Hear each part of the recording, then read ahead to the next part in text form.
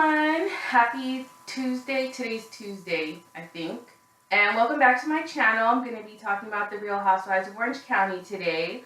I'll do my best. It, to me, wasn't that great of an episode, but we'll see if we can get through it.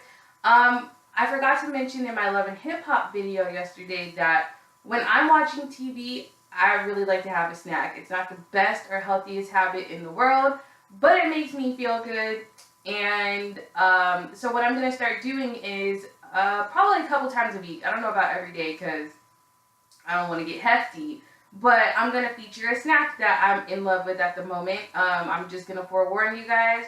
A lot of them are going to come from Trader Joe's because I love Trader Joe's. And I think that they have good snacks. And for some reason, I always feel better about the choice that I'm making snack-wise there. Even though the label might, say different, I still think it's healthy. So tonight's snack are the Matcha Joes. And they're like these little sandwich cookies that have matcha green tea filling in them. I love anything that's matcha flavored, so I'm a little bit biased. But they have other kinds of... Oh, forgot to put my phone on silent. They have lots of other Matcha Joe flavors and things of that nature, but I'm not Matcha Joes. I think they're called JoJo's or something like that. But these are the Matcha JoJo's, and they're really yummy. They're a little on the sweet side though, and I'm a sweet person. So if you are, have a low tolerance to sweet, super sweet things, you might want to have it with a cup of tea or a glass of milk. I'm actually going to have mine tonight. I brought some in here with me.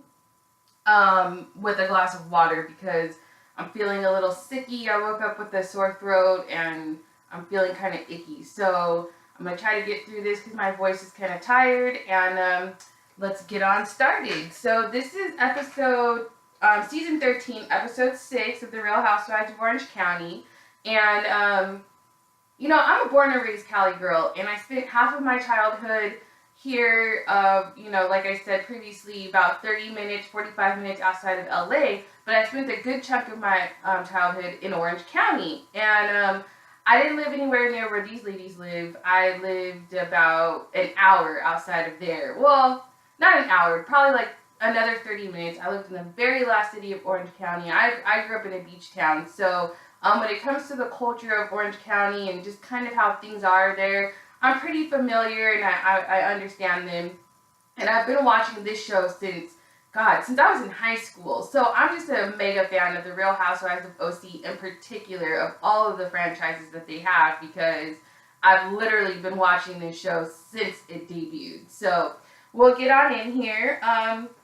The show opens up with Shannon setting up for a photo shoot in her house for her food line that she has coming out.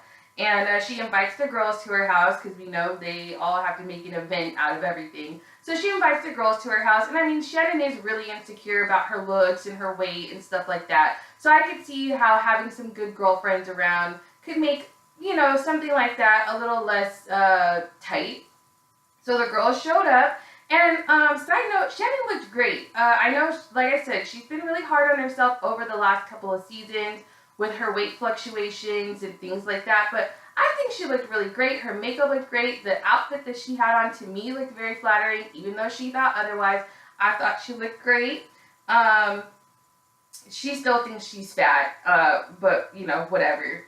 But she did mention that she's not as fat as she was before, but she still feels that she needs to work on herself. So Kelly and the lawyer lady, up until a later part of the episode, I could not remember this woman's name, so later on it comes back to me, but for now, she's lawyer lady, at least according to my notes. So Kelly and lawyer lady arrive with Tamra, and Tamra's on a knee scooter. And just as a side note, a little bit about me, I'll throw in little details about me here and there, just to give reference points and things of that nature. I work in the healthcare business, and Tamra rolls in on her little knee scooter. I know for a fact that Medicare does not cover these knee scooters, and they run upwards from between $350 to $700. And I'm only saying this to say, it must be nice to be rich, because I literally, these knee scooter requests come across my desk probably couple times a week, and they get denied flat out. Medicare doesn't cover them, and these poor older people with, you know, amputated feet and toes and things like that, they got to try to figure out how to make it work on crutches. But, you know, Tamara, she's got a little bit of money, so she went and got herself a knee scooter for an incident that she had while drunk in Mexico. But, you know, America, right? You gotta love it. So, you know, that's just a little rant for me. But Shannon, you know, continues to make weight jokes about herself while she's, you know, doing her photo shoot.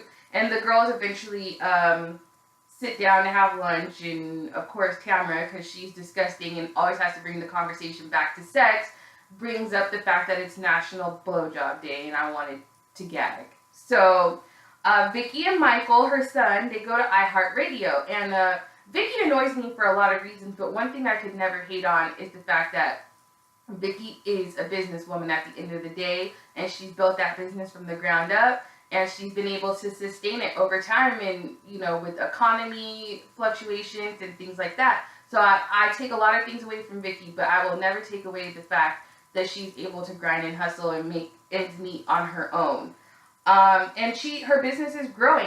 She's exploring the option of franchising with this Ali guy, and they go to the radio station with her geriatric-looking boyfriend Steve in tow, and that's not nice. Steve is a nice guy. Clearly, he's a nice guy. I guess he bothers me, and it's not his fault because I don't think Vicky really loves him. I think that he's an accessory to her. I think that she just needs somebody around, and the guy's retired. He loves her grandchildren. Her kids like him, which has been, you know, not her experience in the past with men. So I think she's trying to make herself love a man that she doesn't love for the sake of, you know, trying to make everybody else happy and having somebody around.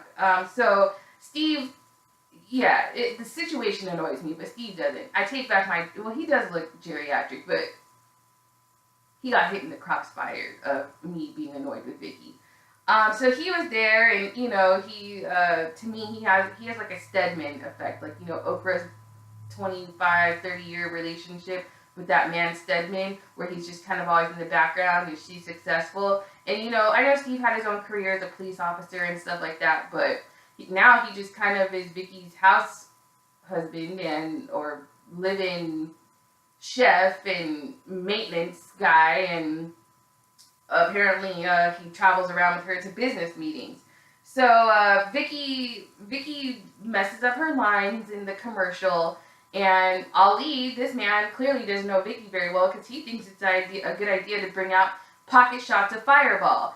It looked like it was clearly early morning or middle of the day, so I was like, okay, that's a great idea. But besides that, Vicky can't hold her liquor. We all know that, and she admits that. Like, I can't hold my liquor. And then she proceeds to bring up blowjobs in front of Michael,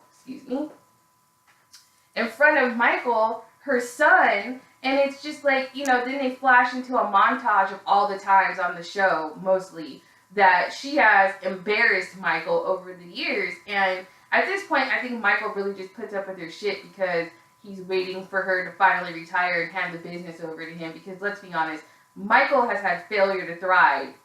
You know, he had failure to thrive as a young adult and as in his late teen years. So of all the kids, between him and Brianna, I knew it was always going to be Michael that ended up in the business because he never really had much else going on. So I thought that was disgusting. And she embarrassed him, and she's like, oh, you know, now that he's an adult, it's a free-for-all to embarrass him whenever I feel like it. And it's just like, when did that stop you from embarrassing him as a teenager? Or Brianna, for that matter. But anyway, so we're back at Shannon's at the luncheon, and she divorces her divorce court situation with David, and how she simply wants to maintain a lifestyle that she's accustomed to having, which in the state of California, especially in Orange County, I think that's fair. You know, she lived in a huge house when she first came on the show. She's no longer living in a huge house, but clearly she's living in a decent house because somebody mentions that she's paying $12,000 a month for rent, which sounds preposterous, but in Orange County, that's not preposterous. gosh, people pay ungodly amounts of money in California, period, to rent. But in Orange County, it's like skyrocketing. So when they said that her house cost $12,000 a month to rent, depending on where she's at in Orange County, which I'm under the impression she might be in the Newport Beach area or Laguna, somewhere around there, it's definitely not cheap. So, I mean, yeah, to rent, it's like, you know, why don't you try to buy something? But again, she's going through a divorce. It looks like she's in a period of transition. So it makes sense. But David is an asshole. He's always been an asshole. I always thought he was a handsome man, but he's always been an asshole. And he's always had this, like, a way of emotionally manipulating Shannon, even to date. I mean, they're not together anymore, clearly, but he's still finding ways to emotionally manipulate her and kind of gaslight her into thinking that she's being unfair or she's wanting more than she deserves. And it's like, sir, she was married to you for almost 20 years. You treated her like shit for the last, 3 that we've seen, which, let's not act like that probably just started. The show just probably put a magnifying glass on what was already going on. So the least you could do is help her financially. I don't think that's asking too much. Another thing he said was that she drinks excessively, and he said this to the court. Now, Shannon can drink, and I can't really recall too many scenes on this show where she's not ordering a Tito's, straight up, or on the rocks, or however she drinks her vodka, with a ton of limes or whatever. She does drink, but maybe that's attributed to the fact that you made her miserable, asshole. Like, you cheated on her for God knows how long. I'm sure that wasn't the first time he cheated on her. It's probably the first time he got caught, or the first time she was willing to admit that he was cheating on her. So I just thought that was a low blow. But poker night from the previous episode gets discussed, and about how lawyer lady's husband threw Gina out. And apparently the kids were home and Gina was being loud or, obnoxious, according to Emily's husband. But my thing is, why did you have a game night, sir? Or why did you the word isn't allow, but why did you agree to having the ladies over your house if you didn't want them to get loud and rowdy? That's what happens at game nights. Girls, women, when we get together and get a couple drinks in us and we're having fun, it's not going to be a quiet event. They're not having a book club meeting with like coffee and scones. They're drinking vodka and having a good time. So maybe you guys should have gotten a sitter for the night. I just thought that was a bit weird. And that set off plenty of alarms in Tamra, because anytime anybody mentions a small midget, a man that might have an anger problem or be controlling, she flashes back to Simon. Oh, he's just like Simon, and I'll get into that a little later. So Kelly and Vicky are heading to girls' night out, and they start discussing like the amount of money that Shannon's paying to rent her house, and I just really don't think that's any of their business. I don't know why Shannon told him. Maybe she was telling him to put in context of how much money she's going to need from David or something like that. But I just think it's really faux pas to discuss what anybody pays to run their household. If you're not fucking them, if you're not providing, money for them to pay their bills, I just don't see why it's any of your business. And Vicky is notorious for shit like that, though. Like, she loves being in somebody's wallet or marriage or sticking her nose just where it doesn't belong, which is, reason number 56 that Vicky gets on my nerves. And then this is when I discovered lawyer lady's name is Emily. And why I don't remember her name is just because she doesn't do much for me. Like, she doesn't, maybe she's getting to a point because it seems like a storyline about her and her marriage is starting to, be her thing. So maybe I'll remember her name moving forward. TBD. We'll see what happens next week. But Kelly, brings up to Vicky the gossip that's going around about Emily's party with Gina, because there's several different versions of what happened going around. There's what Emily's saying, there's what Tamra is putting her 2 cents in on, and then there's what Gina's telling everybody. So I'm just thoroughly confused. and kind of just over it at this point. But Gina says she just wants to squash the shit. That was my worst New York accent ever, but that's she's from New York. She's very handy and animated when she talks, and she just wants to squash the shit and get over the situation. Which, I mean, I really don't blame her. I feel it's becoming a bigger situation than it really needs to be, and clearly from the previews for next week, it's gonna go into next week, and it's just another version of Bravo dragging out another storyline. So, Tamara ran over to Gina's house to get the scoop, of course, because, Tamara's just fucking messy. She's always been messy since season 1 or season 3, season 2, whenever she came into the picture. Anytime there's some kind of mess going on, Tamara's like, ooh, sign me up. How can I get involved? Like, she never knows how to just play from the sideline, listen. No, she has to be right center in the middle, and this is exactly what she's doing. She inserts herself right in the middle. So after that,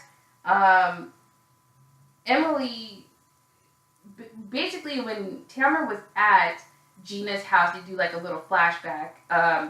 Emily, either, I can't remember if it was in this scene or if once they got to happy hour. I think once they got to happy hour, Emily did tell Gina, like, you were loud. And it's just like, all of a sudden, you're changing your story because according to Gina, the night it happened, you came outside and whispered that your husband was a dick and you're so sorry and you're embarrassed. But now you're saying Gina was loud. And Gina, this is when the girls rode separately. Sorry, it's been a long day, you guys. The girls rode separately to happy hour.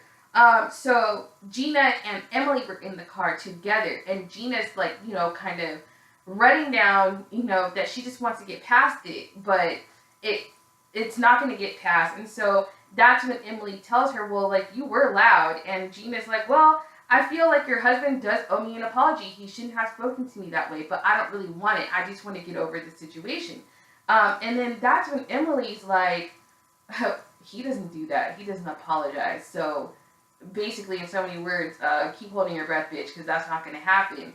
And I'm just like, I could never, ever be married to a man that cannot cop to the fact that he's wrong at times. Because especially in this situation, Gina does have a husband, and right or wrong, loud, not loud, if a man would have yelled at me in the way that they are saying Shane yelled at Gina, I would not have been quiet. I would not have addressed this with his wife. Since you want to holler at me like I'm married to you, I'm going to yell right back at you. It's going to be a fucking confrontation, but that's who I am. Gina was willing to let it go for the sake of friendship and just moving on.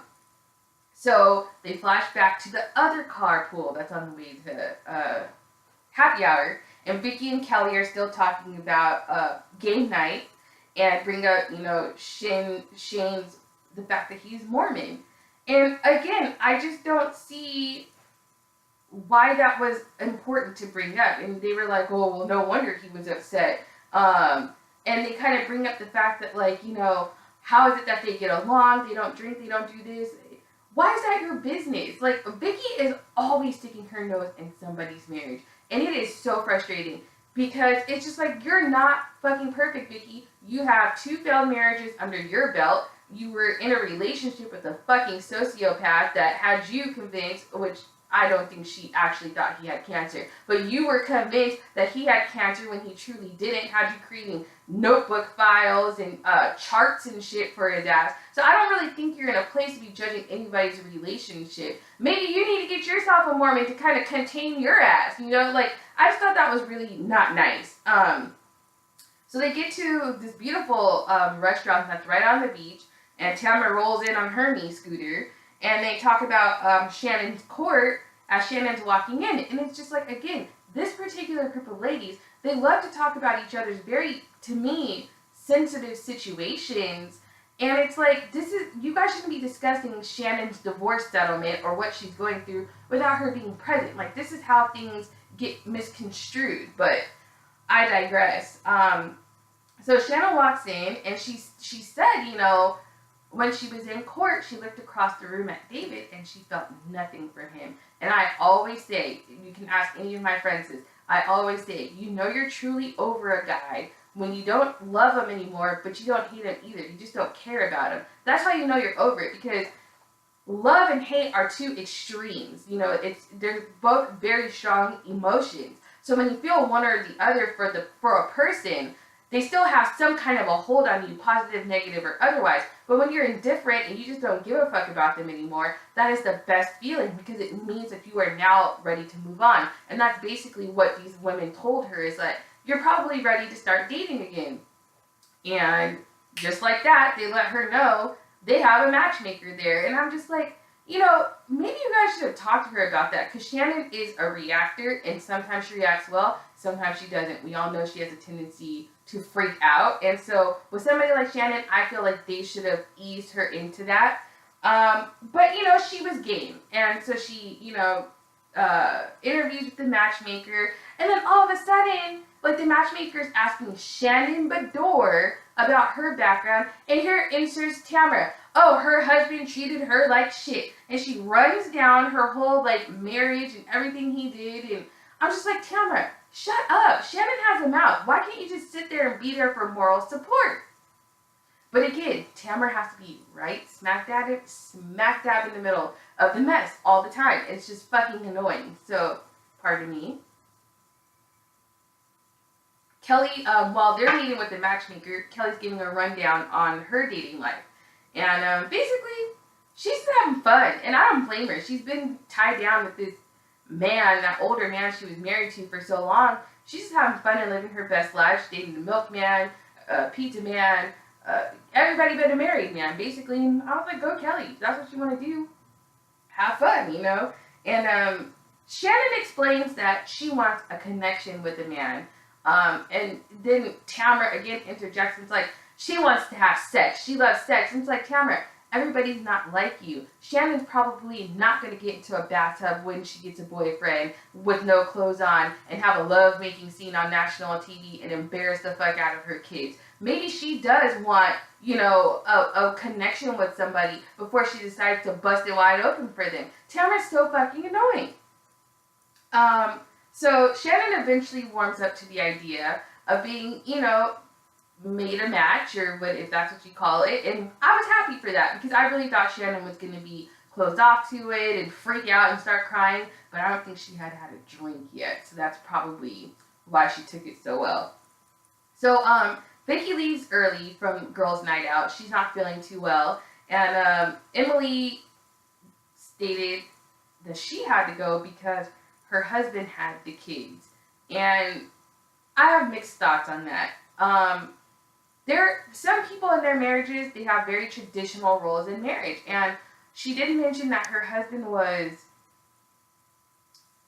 I don't think Persian, but he was of another culture, and I remember the culture being one that stuck out to me, of very traditional values when it came to marriage and things of that nature.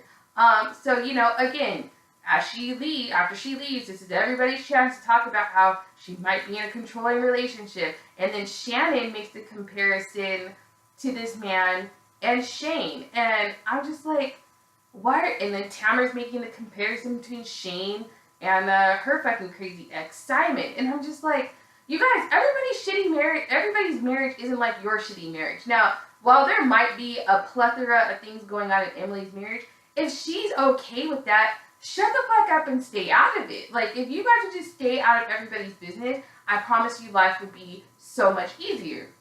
But that would be too much like right. So Tamara, they do a flashback to Simon and him controlling what she wears and all that kind of stuff to make a comparison, which again, we don't know enough about this man to know that he's anything like Simon. So I really felt like that was irrelevant. But Gina, she's got 3 kids at home and no husband in sight because he lives in LA, which is something we'll talk about later.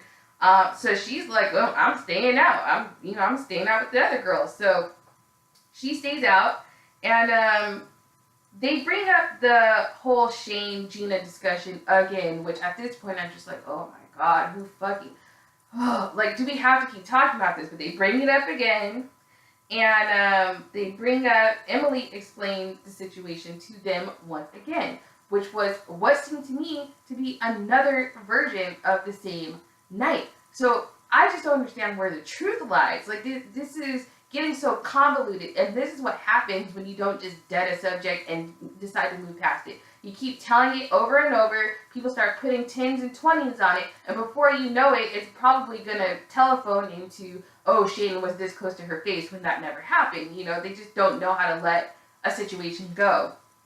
So,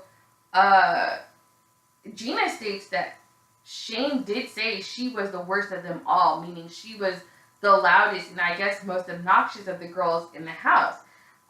So I don't know. Gina's a good sport though, because even though everyone's talking so much shit about this guy, she's steadily saying, I'm going to give the guy a chance, you know, which I think says a lot about the value she must have on her and Emily's friendship, because they are the only two women in the group that have children that are young and 3 children that are young at that. And, you know, so I think she values the bond that they have over that. So for that reason, she's going to give it a good old try. So, you know, kudos to her for that, because I couldn't do it.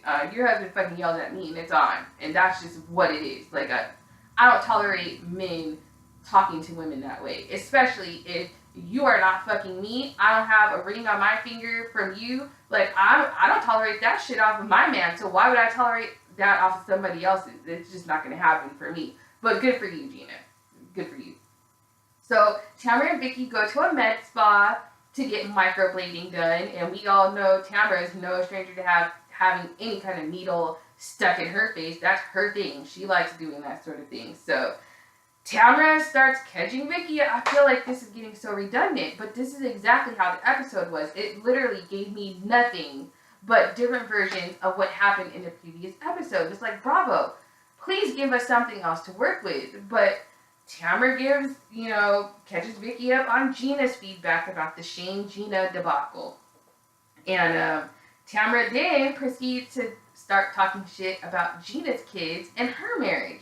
And she's like, oh my god, Vicky, her kids were like out of control. Like, one of them was hitting her while they sit there, and I mean, the little fucker was hitting, like, he was giving her the slug, you know, in the flashback they did. But again, like, Tamara, so what? Like, if this is how she's raising her kids, who are you to say anything? One of your kids doesn't even speak to you. Do we need to remind you of that? So I don't think you should be judging how anybody is raising their kids. Like, it's just not something that needs to be brought up. And, you know, Gina did say, though, and I thought this was freaking weird. I mean, it's already weird that her husband lives in LA. But then she says in the flashback, she's never even been to the man's apartment. The fuck? Like, he lives in LA for, let's call a spade a spade, it's a bogus ass reason. There are so many people in Orange County that commute via train. One of my mom's best friends lives in Orange County. She has commuted for years to downtown LA via public transportation. There's so many people in Orange County that commute to San Diego, which is a good 1.5 hour drive from most places in Orange County. They commute on the train. People do it all the time. So why this man thinks that he needs to live in an apartment sounds a lot like some shifty business. Sounds like an affair. Something in the water doesn't smell right. But it's probably one of those situations where he's loaded and she's got a fabulous life and she's not willing to give that up just yet. So she's tolerating it. But she says she hasn't even been there. And then Vicky, you know, she has to talk about what she would do in that situation. And that's Vicky's favorite thing to do. If you ask me, she's still responsible for a lot of what wrong in Tamara's marriage at the end. Her putting in her 2 cents and her manipulating Tamara. I'm not going to say Simon wasn't an asshole. He was. But Tamara was oblivious to that until Vicky became her friend. She would have remembered it or came to find that out over time. But Vicky definitely helped put the nail in the coffin of what was the Barney's marriage. So they discuss, you know, Emily's kind of bizarre engagement. It was, I mean, every time she tells that story, I'm just like, this is fucking weird. But they discuss how she got married or how she came to marry Shane, which was pretty unorthodox. Basically, she says they were friends. while he was married, and then after he got a divorce, through text one day, decided to marry each other. But it seems to be working out for them, I guess. So, Kelly, we cut to the next scene. Kelly goes on a date with the milkman in his shorts. Those were some short shorts. But, you know, he seemed like he had a little style of his own. So, but I was shocked. He is actually a milkman. I thought she was calling him that for some undisclosed reason. But he's an actual milkman, so that was interesting. He asked about her dating life, and she was open, and I took that as her telling him, like, yeah, let me tell you right quick, you're not the only one. I'm out here riding around and getting it and living my best life. And I was like, again, go Kelly. And he called her difficult, and basically alluded to the fact that, like, if she doesn't get control of herself, she's going to be alone. And I was like, excuse you, sir, shut up and go back to delivering milk. Like, nobody asked for your life advice and your chauvinistic fucking opinions about how a woman should act. Like, you sit there and shut up and just, you know, worry about whether or not she's going to fuck you at the end of the night. Like, who do you think you are? And then he goes on, like, this rant about how much he loves Mexican food. And literally this went on for a good 45 seconds. How he loves, and this is literally how he was pronouncing it, taquitos, burritos, chili con carne. And I was just like, oh God. Like, every time he said another word about Mexican food, it was like nails on a chalkboard. I was like, God, just shut up. Because he's a good looking guy. So it was a case of like, just shut up and sit there and look cute. I still think he needed new shorts. Those shorts were something else. And you can tell Kelly was bored. Like, she was bored and so was I. She was probably thinking in her head, like, look, let's hurry up. Let me drink this vodka straight up that she got, and hurry up and order your fucking taquitos so you can take me home and dig me down, and I don't have to see you for another few weeks. Which, again, go Kelly. So, they cut to a scene that is Shannon and Archie, her dog, in bed snuggling. And I thought this was a really cute scene because I have a dog, and dogs, to me, I'm going to sound like a crazy dog lady, but they just know when you're going through stuff. And she was laying in bed, and he's just kind of been her confidant. And my dog has been that for me at many times in my life. And so, I don't know, that scene just felt vaguely vaguely familiar to me.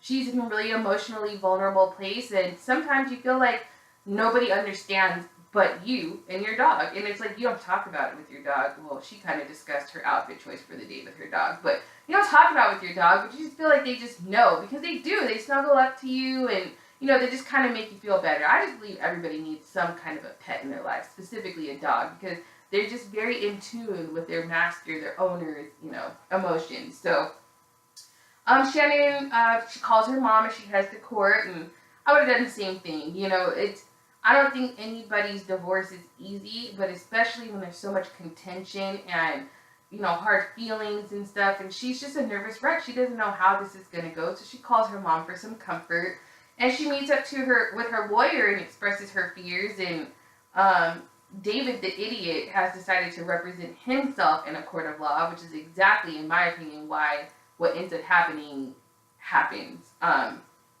And she states, which is a testament to how controlling of a prick he is, that his issue is that he does not want to give her money in the form of a lump sum every month. He wants to pay the bills and pay for the kids and what they need, but he does not want to give her actual money. Sir, you don't have the ability to call the shots anymore. And that's his whole thing. He's just a controlling prick. And it's like the more, I mean, they say this all the time. When you divorce someone or you break up with somebody, you really start to see them for who they are, or who they were all along becomes more apparent. And that's absolutely the case with him. So Shannon ends up getting $30,000 a month. I was like, yes, bitch, you better fucking go off. But then David, in a way to gaslight her and to make her feel bad about it, he approaches her outside of the courthouse and goes off on her lawyer to the point where they have to call the bailiff because they're scared that he's going to do something. So she feels bad and talks to the judge and has him reduce it down to, I think she said $22,000 a month, and the judge lowered it for her. And She's a better bitch than me, because if that fool would have walked out on me, given his wedding ring back to my daughter, and moved in with the bitch that you cheated on me with, to me $30,000 isn't enough. I would want everything he fucking has, but I'm also like a very spiteful person. It's something I'm working on. It's not going too well, but I'm working on it. So that was basically the conclusion of the episode. Like I said, the episode didn't give us very much to go off of. It was basically a telephone game of what happened between Gina and Shane. I, to be completely honest, was bored. So let me know what you guys think down in the comments. Make sure you like, subscribe, and leave a comment. Let me know what you thought about tonight's episode, or Monday's episode, but I just watched it tonight. And I'll check back in with you soon. Tune in next time for more reviews with Riri. Have a good night.